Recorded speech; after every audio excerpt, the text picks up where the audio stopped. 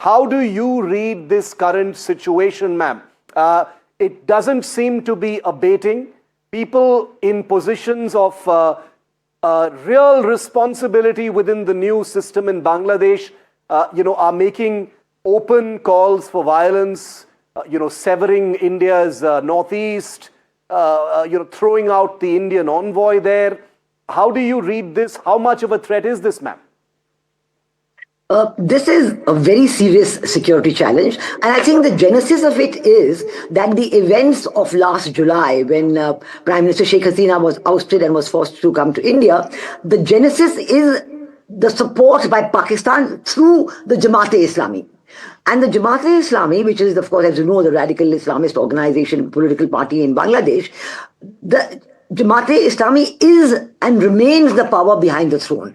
Muhammad Yunus has very little freedom of action. He is doing exactly what Pakistan and Pakistan through the Jamaat-e-Islami, or even directly, is telling him. So the point is that right from that moment on, Pakistan has been attempting to re-establish its full control in Bangladesh. And I think the activities of the Pakistan military forces, the generals, of course ISI generals and others, their efforts to embed themselves with the Bangladesh army, put their officers in various divisions, all this is very clear of the kind of control that Pakistan wants to now establish, which is much, much more than anything they've had in the last 54 years, including trade and cargo and relaxation of visa restrictions and all those. And Pakistan has openly said that their Mohammed and Lashkar-e-Taiba representatives are already there in Bangladesh.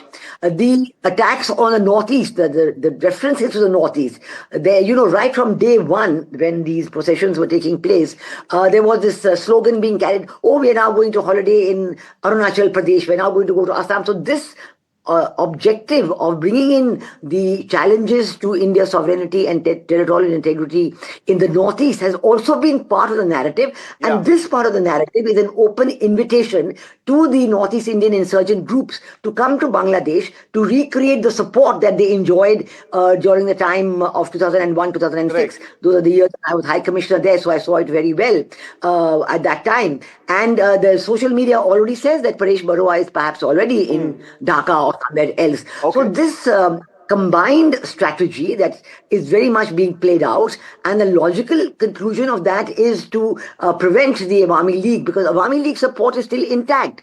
If in July 2024 there was some anger, anti-incumbency anger with Sheikh Hasina, I'll just come to that political part in just a moment, Ambassador Sikri. What is the next step?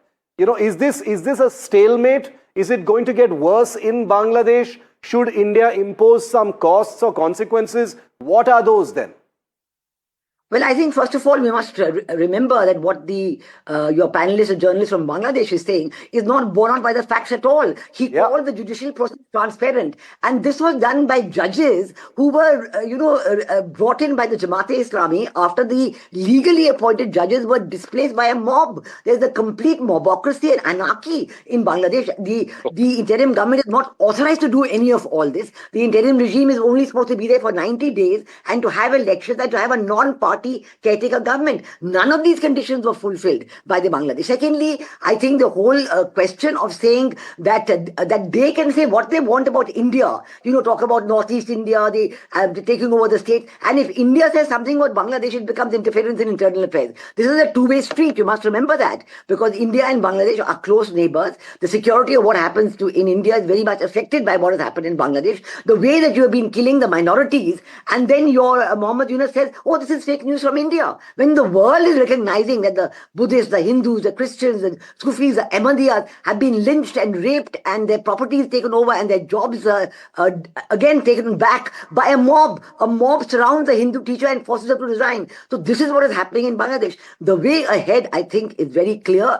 The elections must be free, fair, inclusive, not going to happen. And therefore the question of banning the Awami League does not arise. Bangladesh should be ashamed of itself, because similar regime change operations in Sri Lanka, Rajapaksa government brought down. The Rajapaksa government party was fully allowed to take part in the elections.